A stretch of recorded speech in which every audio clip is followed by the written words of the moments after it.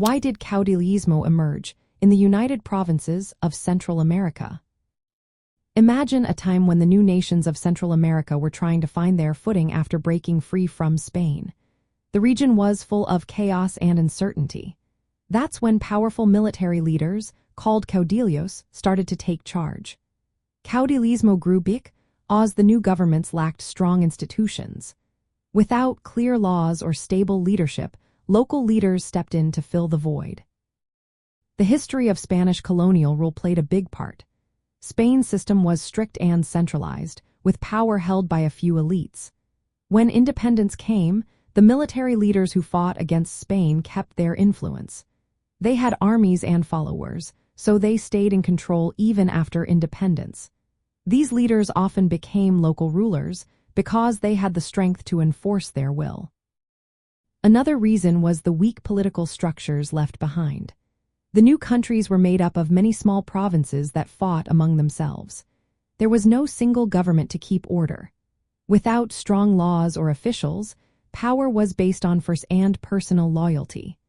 Leaders gained followers by offering protection and resources, creating personal bonds that kept their power secure. Most of Central America was rural, with communities far apart.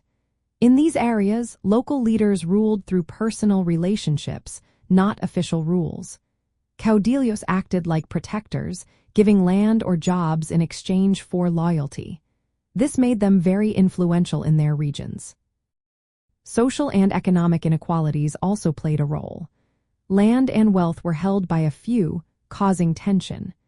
Caudillos often represented regional or social groups. They used their military strength to defend local interests and challenge central authorities. Cultural traditions also shaped the rise of caudillismo. In Latin American history, strong military leaders were often seen as legitimate rulers. This idea carried over after independence. People expected leaders to be charismatic and commanding, not necessarily elected officials. In the end, caudillismo was a way for leaders to fill the power vacuum left by colonial collapse.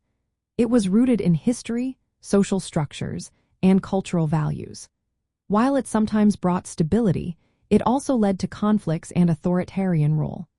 Understanding this helps explain why the United Provinces of Central America faced so many struggles in building a stable nation after independence.